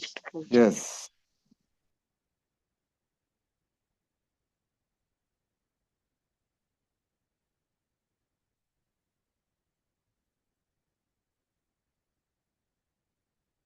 So in that's why Bhagavatam very clearly says the process enacted by Vrushabhadeva is meant for previous 3 yugas, not for Kali Yuga. Kali Yuga people simply should listen and be happy. They can follow the teachings which Lord Vrushabhadeva taught in the chapter 5, but not what he lived. Like last time also Prabhuji asked the same question. I said, Lord Krishna taught Bhagavad Gita and he did many things, like lifting Govardhan, killing all the different asuras, and also performing rasa dance with all the gopis. We should not imitate all these things. We should follow here and follow the teachings of Lord Krishna as Bhagavad Gita. That is for our good. So in that way.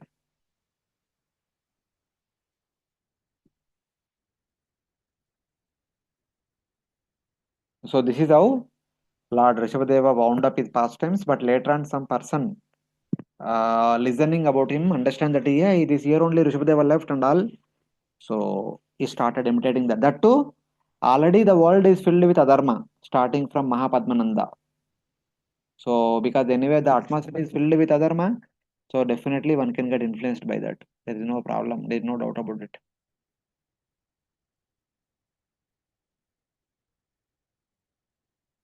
Okay. So then there is some glorification of Lord Vrushabhadeva. There are some verses sing the glories of Lord Vrushabhadeva. Some 2-3 verses are there. Let us see. Aho bhuva sapta samudravatya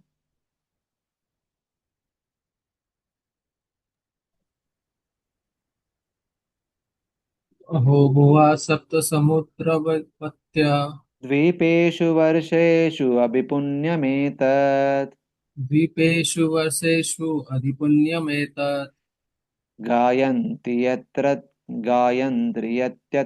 यत्रत्य जना मुरारे गायन्ति यत्रत्य जना मुरारे कर्माणि भद्राणि अवतारवन्ति कर्माणि भद्राणि अवतारवन्ति. Learned scholars chant about the transcendental qualities of Lord Rishabdev in this way. Oh, this earthly planet contains 7 seas and many islands and lands, of which Bharatavarsha is considered the most pious. People of Bharatavarsha are accustomed to glorifying the activities of the Supreme Personality of Godhead in his incarnation as Lord Rishabdev and others. All these activities are very auspicious for the welfare of humanity. Here it is said, among the lands in the islands with 7 seas on this earth or Bhumandala, Bharatavarsha is the most pious because its inhabitants sing about the auspicious activities of Lord's incarnations. Of the entire Bhumandala, Bharatavarsha is the most auspicious because it is here the Lord again and again appears and the people are able to hear and sing the wonderful glories of the Supreme Lord in his various manifestations. Among the different places of inhabitants, Bharatavarsha is the most pious because the inhabitants sing about the activities of the Lord's incarnations. So, in order to glorify Lord Vrushabhadeva, the place is glorified. Aho nu vamsho yashasavadata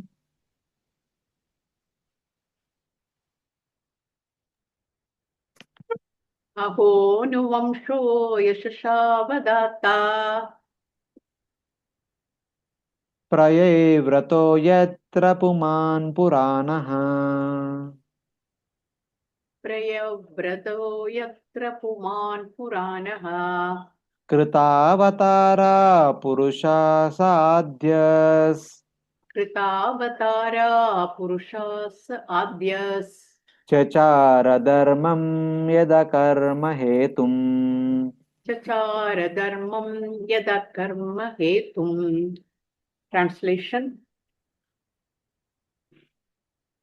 Oh, what shall I say of the dynasty of Priyavrata, which is pure and very much celebrated? In that dynasty, the Supreme Person, the original personality of Godhead, descended as an incarnation and executed religious principles that could free one from the results of fruitive activity. So, of the entire universe, Bhumandala is best. Of the entire Bhumandala, Bharatavarsha is best because Lord makes his various appearances and people continuously hear and sing the glories of the Supreme Lord. Now, in the Bharatavarsha, the dynasty of Priyavrata is shining with fame because in the dynasty, the Supreme Personality of Godhead has appeared as Vrushabhadeva. The most excellent Lord enacted dharma by which one can destroy all karmas. Among the dynasties, Priyavrata's dynasty is fortunate because the Supreme Lord appeared as Vrushabhadeva, as a brahmachari exemplified brahmachari ashram, as a grahastha exemplified grahastha ashram, as a renunciate he exemplified the renounced order. That's why this dynasty became most glorious. Then finally he says, Konvasya kashtam aparonu gachen Konvasya kastam aparonu gachen मनोरथेनापि अभवस्य योगी मनोरथेनापि अभवस्य योगी यो योगमाया स्पृहयन्त्युदास्ता यो योगमाया स्फुरयाति उदासा हि असत्तया येन कृता प्रयत्नः हि असत्ययेन कृता प्रयत्नः. Who is this mystic yogi who can follow the examples of Lord Vrushabhadeva even with his mind? Lord Brahmadeva rejected all kinds of yogic perfection with which other yogis hanker to attain. Who is that yogi who can compare to Lord Vrushabhadeva? Which yogi who desires the mystic powers rejected by Lord Vrushabhadeva as insubstantial and makes effort to gain them can follow even in his mind the example set by the unborn Lord Vrushabhadeva. So Lord Vrushabhadeva, whatever he did, we who can try to follow. It is very highest order. No one can follow. That's why he is the most glorious. What he did, common people cannot even think of doing it. That is his glory. Among the yogis, Lord Rishabhadeva is the most auspicious. Which other yogi can follow the direction of Lord Rishabhadeva in his mind, much less than by action? One cannot even think what Rishabhadeva did, then what to speak of doing it? That is the highest glory of Lord Rishabhadeva. Lord Rishabhadeva was without birth. The yogi desired siddhis, which were rejected as inauspicious by Lord Rishabhadeva. But some yogis make endeavors to attain those siddhis. When siddhis come, people are getting attracted to that and accept it. And people perform austerities to get siddhis. But Rishabhadeva did not even look at the siddhis. That is his greatness. Or the yogi desires siddhis, which were rejected by Lord Rishabhadeva.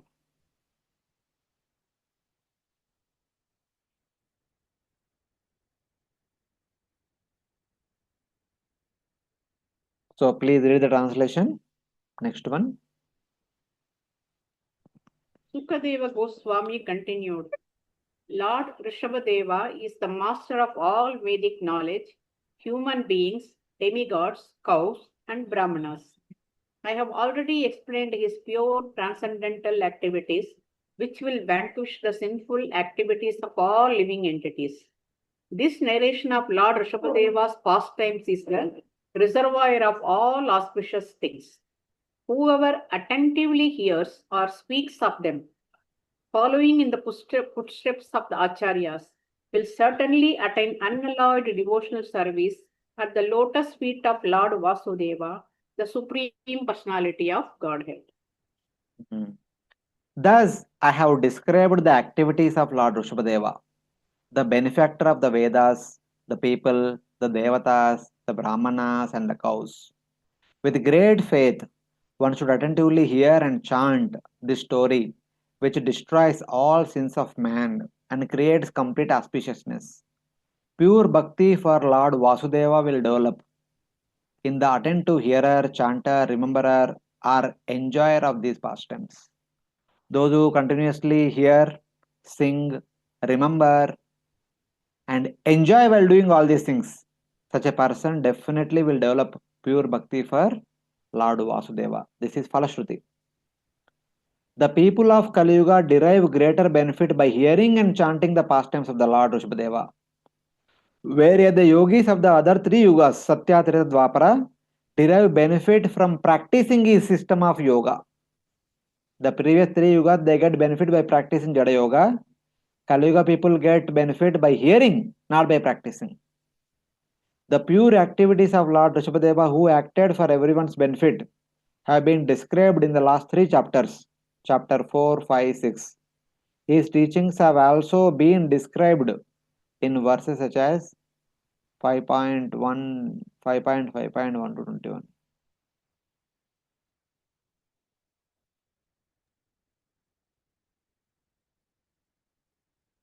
Ashravyati means to chant.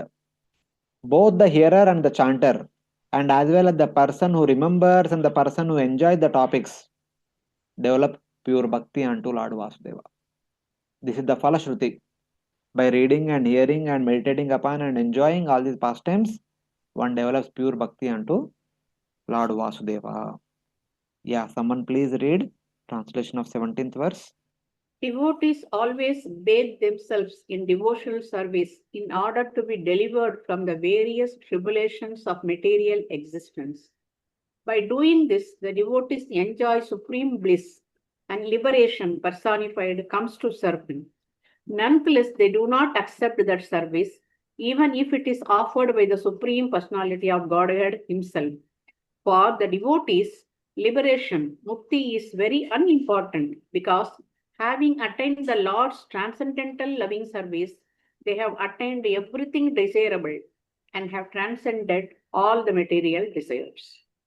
The wise, suffering from various calamities of the material life, continuously bathe themselves in the lake of bhakti, and because of its intense bliss, they do not strive for liberation, though it is considered the highest goal from material standard, which comes on its own accord since they have attained everything by being the servants of the Supreme Lord. So basically, the intelligent devotees of Kali Yuga, they continuously bathe in the lake of Harinama Sankirtan. Such devotees do not even hanker for liberation, Sahajya Mukti, which is anchored by everyone else. Everyone else is anchoring for liberation, and devotees are not at all interested in that lake, in that liberation, because they are deeply submerged in the lake of Krishna Bhakti. So, for devotees, attaining liberation is simply a byproduct. They are only focused on attaining Krishna Prema. Bhakti is the highest goal for the living being. In Bhakti, a lake of nectar, the learned bathe themselves. They do not aspire for liberation, which comes on its own accord, though not requested, and though offered by the Lord. Just like as the Vrushabhadeva was performing austerities, the 8 siddhis came on their own, but Lord did not accept.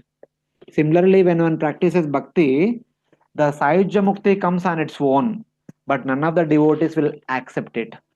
They only accept Krishna Prema. So that is how it is indicated. They have no interest in Sahajya Mukti because everything is already attained by being the servant of the Supreme Lord, not by becoming one with the Supreme Lord. The devotee's happiness lies in serving the Lord, not by becoming inactive after entering into Sahajya Mukti. They want to serve the Lord. So that's why if Lord says that I will offer you Sahajya Mukti, take it. Then they will ask, what is Sahajya Mukti? Sahajya Mukti means you remain inactive. You don't have to do anything. Then they say, no, we don't want. We want to serve you for the rest of eternity. If there is an opportunity to serve you, then we'll take it. Otherwise, we'll not take it. Same thing Lord Kapila tells in third canto. Sarishti Sarupya Samipya. And Salokya Sarishti Samipya Sarupya Ekatvam Api Uta Diyamanam Na Grunanti Vina Massevanam Jana. Even though I give Salokya Mukti, Sarupya, Samipya, Sarishti and Sahajya Muktis, they will ask, is there seva for you? If there is no seva, they will not accept. Diyamanam na grunanti vina massevanam jana. If there is no seva opportunity, they will not take any of these 5 liberations. Then what to speak of Sahajya Mukti? Anyway, there is no seva. So, like that, this verse says. The dynasty of Prevrata in which the Lord as Vrushabhadeva appeared is the most auspicious. Uttanapada's dynasty is auspicious because the Lord appeared as a Prutu. The dynasty of Raghu is auspicious because the Lord as Rama appeared in it. Among the contemporary Yadu and Puru dynasties, the Yadu dynasty is auspicious because Lord Krishna appeared in it. There is a comparison, parallel tracks. Uttanapada dynasty is glorious because Lord appeared as Prutu. Priyavrata dynasty is glorious because Lord appeared as Vrushabhadeva. And Raghu dynasty or Suryavamsha is glorious because Lord appeared as Rama. And Yadu dynasty is glorious because Lord appeared as Krishna. Then hearing this, Parikshit Maharaj becomes morose. In our dynasty, Lord did not appear. In Kuru dynasty, Lord did not appear, so our dynasty is not auspicious. So when Parikshit Maharaj thinking like that, Sukadeva Goswami will say that though Lord appeared in Yadu dynasty, but his being Yadava is only in namesake. He does not even spend even one day with Yadavas. Instead, he would always spend his time with Pandavas only. Even though he appeared in Yadu dynasty, his whole life was with the Pandavas only, as if he was the family member of the Pandavas. So, since Lord Krishna was there in Indraprastha, Hastinapur, all the sages of the entire universe keep visiting the Pandavas. In the plea of visiting Pandavas, they would have darshan of Lord Krishna. If at all somebody want to meet Lord Krishna, somebody want to have darshan of Lord Krishna, they would never go to Dwaraka. They would always go to Indraprastha, Hastinapur. In the Sudama pastime, 10th canto, it is mentioned that Sudama's wife says that now Krishna is living in Dwaraka. Please go to Krishna. Otherwise, he normally would stay out of Dwaraka and he would never stay in Dwaraka. Very rarely he would stay in Dwaraka. So most of his time is with the Pandavas only. That is what will be mentioned in the next verse. So Parikshit Maharaj thinks that, but our dynasty of Puru is unfortunate because the Lord did not appear in it. In this way, King Parikshit lamented internally. Understanding King Parikshit's mind, because Sukadeva Goswami was omniscient, Sukadeva Goswami then gave him bliss by showing the superiority of bhakti over liberation. That will be mentioned in the next verse. So this is like poetry only, we can read. Rajan Patir Gururalam Bhagavatam Bhavatam Yadunam Rajan Patir Gurur Alam Bhavatam Yadunan Daivam Priya Kulapati Kvacha Kinkaro Va Daivam Priya Kulapati Kvachat Kinkaro Va Astveva Manga Bhagavan Bhajatam Mukundo Asvevam Banga Bhagavan Bhajatam Mukundo Muktim Dadati Kareche Smana Bhakti Yogam Muktim Dadati Karchit Smana Bhakti Yogam. Sukadeva Goswami continued, my dear king, the Supreme Person Mukunda is actually the maintainer of all the members of the Pandava and Yadu dynasties. He is your spiritual master, worshipable deity, friend, and the director of your activities. To say nothing of this, he sometimes serves your family as a messenger or servant. This means he worked just as ordinary servants do. Those engaged in getting Lord's favor attain liberation from the Lord very easily, but he does not very easily give the opportunity to render direct service unto him. Lord can offer mukti to someone easily, but he will not offer bhakti to anyone. That bhakti was given. That giver of bhakti is always spending his entire life with you, Pandavas. See your greatness. So giving mukti is one thing, giving bhakti is other thing, giving himself to one of his devotees is the best thing. So Lord gave himself to you Pandavas. So your greatness is much greater than any other people. Like that Sukadeva Goswami is saying. O King Parikshit, Lord Krishna was the protector. He was their pati. He was instructor. He was their guru.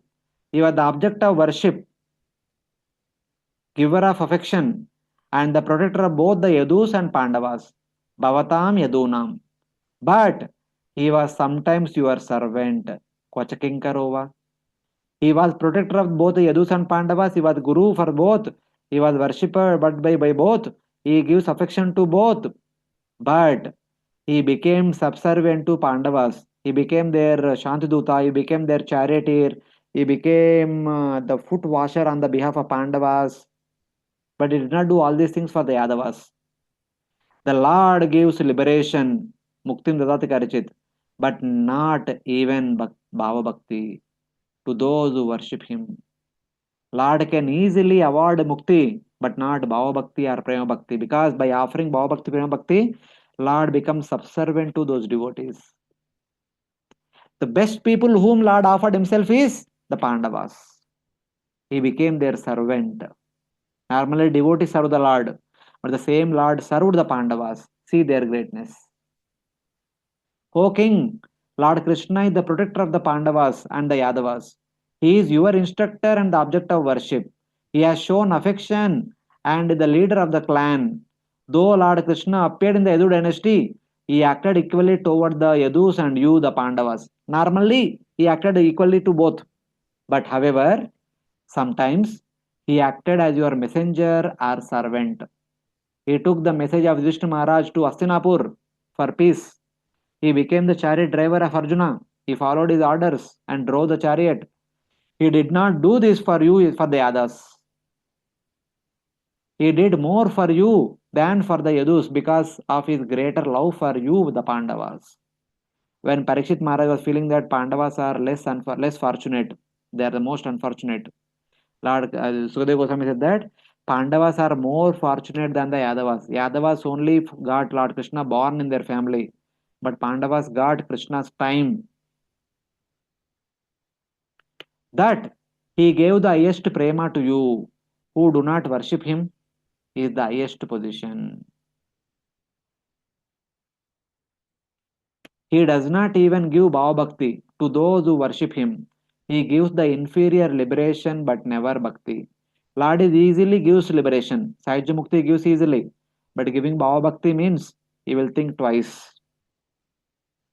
But he does not give liberation to those practicing pure Bhakti who do not desire liberation. To those persons he gives, to such persons he gives only Prema Bhakti.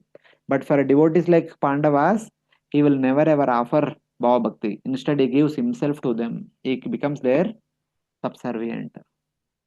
So that is how the glories of Pandavas, the glories of the Kuru Vamsha is indicated by Sukadeva Goswami.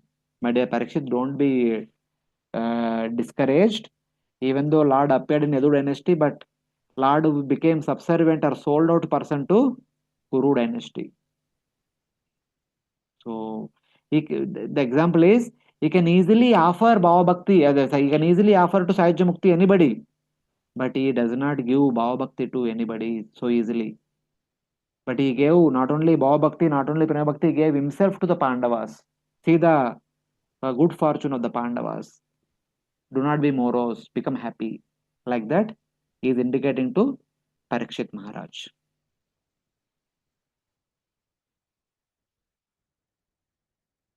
Then, the last verse of this chapter. Nityanubhuta nijalabha nivritta trishna. नित्यानुभूत निजलाभ निवृत्ता Krishna श्रेयस्य दद्रचनया चिरसुप्त बुद्धे.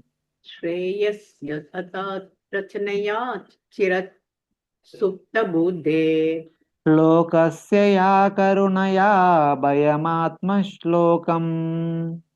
लोकस्याय करुणाय भयम् आत्मलोकम् आख्यान्नमो भगवते ऋषभाय तस्मै. आख्यान्नमो भगवते ऋषभाय तस्मै. The Supreme Personality of Godhead, Lord Vrushabhadeva, was fully aware of his true identity. Therefore, he was self-sufficient and he did not desire external gratification. There was no need for him to aspire for success, since he was complete in himself. Those who unnecessarily engage in bodily conceptions and create an atmosphere of materialism are always ignorant of their real self-interest. Out of his costless mercy, Lord Vrushabhadeva taught the self's real identity and the goal of life. We therefore offer our respectful obeisances unto the Lord, who appeared as Lord Vrushabhadeva. I offer my respects to Lord Vrushabhadeva, the Supreme Lord, who, giving up all material thirst because of eternally experiencing the bliss of his Swarupa as Lord Vasudeva, taught by his great mercy the attainment of Vaikunta, which removes all fear from people whose intelligence has been long aware of the highest goal, since they have been involved in activities for the body. So, hearing, speaking, contemplating, and glorifying the wonderful pastimes of Lord Vrushabhadeva awards one Vaikunta, freed one from the material bondage. Concluding the story, Srila Sukadeva Goswami finally offers respects to Lord Vrushabhadeva, saying that divide of material thirst, because of realizing constantly the bliss of his Swarupa, Lord Vrushabhadeva instructed through Bhakti Yoga the attainment of Vaikunta, which removes all fears of people whose intelligence was long unaware of his highest goal because of involvement in activities of the body. Because of his compassion, I respect to him. The materialistic people are completely indifferent of going back to Vaikunta. They are simply deeply absorbed in material activities. To show compassion to such kind of people, Lord appeared as Vrushabhadeva and distributed his mercy upon one and all. Unto such a Lord, I offer my respectable obeisances. This is the final prayer of Srila Sukadeva Goswami. Though 3 chapters talked about Vrushabhadeva, but this is a brief pastime, a brief sketch of Lord Vrushabhadeva's pastimes. So there could be many more pastimes of Vrushabhadeva in other books, but here we only have a small brief intro of those pastimes.